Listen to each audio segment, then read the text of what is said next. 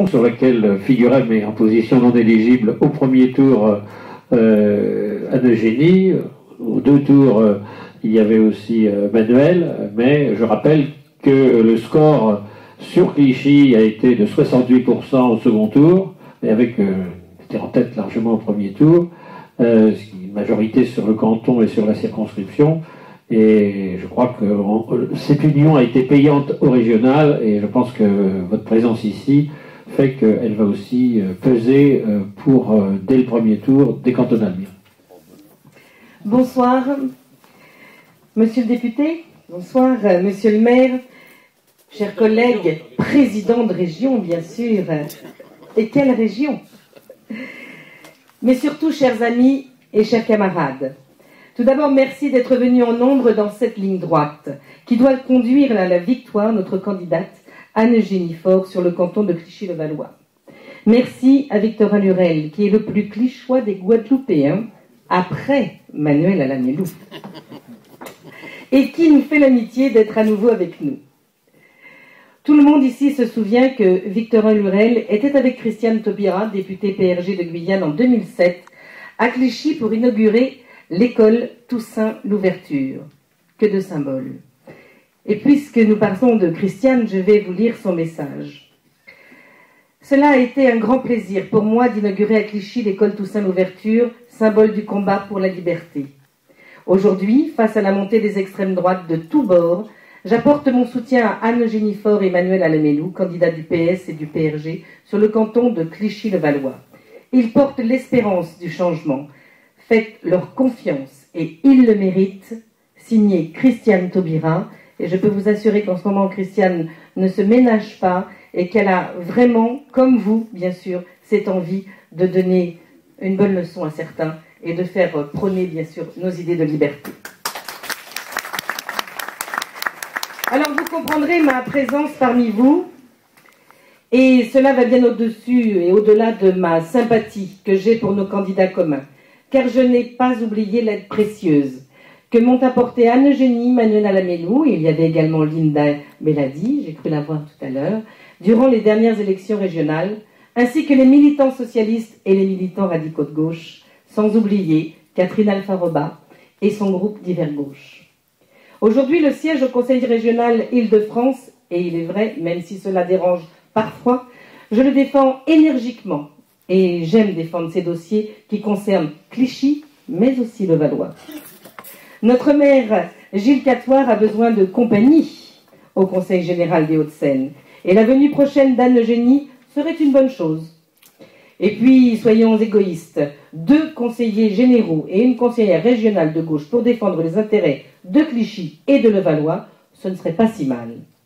Je tiens à préciser ici que le rassemblement des socialistes et des radicaux de gauche sur le canton de Clichy-le-Valois est le résultat d'un engagement commun, comme vous avez pu le dire déjà, et Catherine l'a bien souligné, qui conclut entre Gilles et moi, et qui, nous comptons bien poursuivre ce travail commun, au moins jusqu'aux prochaines élections législatives de 2012.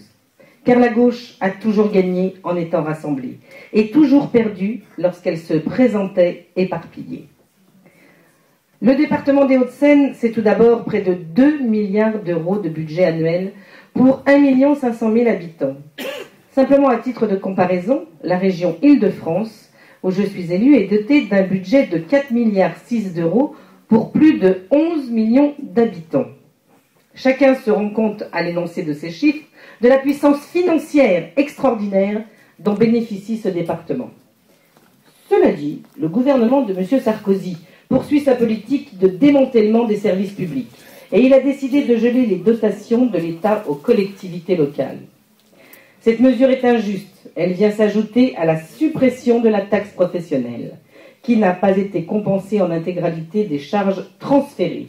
Elle est injuste, car les collectivités, contrairement à l'État, sont des bons gestionnaires et ont l'obligation de présenter des budgets équilibrés, contrairement à l'État qui a atteint plus de 1 500 milliards de dettes et doit plus de 450 millions d'euros au Conseil général des Hauts-de-Seine et donc à nous, aux contribuables des Hauts-de-Seine. Cette mesure de gel des dotations est dangereuse pour l'activité économique alors que nos collectivités réalisent plus de 70% de l'investissement public. La majorité UMP qui dirige ce département depuis toujours est indifférente au fait que de nombreuses communes ne respectent pas la loi SRU qui oblige, au nom de la solidarité, à être dotées d'au moins 20% de logements sociaux. D'autre part, alors que la demande en place de crèches publiques ou associatives n'a jamais été aussi grande, cette même majorité UMP se désengage du financement des crèches en diminuant de 40% leurs subventions. Le département des Hauts-de-Seine est à l'image de ce gouvernement. Mauvais gestionnaire et gouvernance clanique. Dans ce département, symbole du bling-bling et des clans politiques et familiaux, où tout finit en « i ». Ils se sont, au fil du temps, accaparés les leviers de tous les pouvoirs. Santini, Secaldi, Balkany, Sarkozy, que de rimes riches en « i » pourrait-on faire avec ces noms? Vous remarquerez, chers amis, que je n'ai pas cité Anne Eugénie.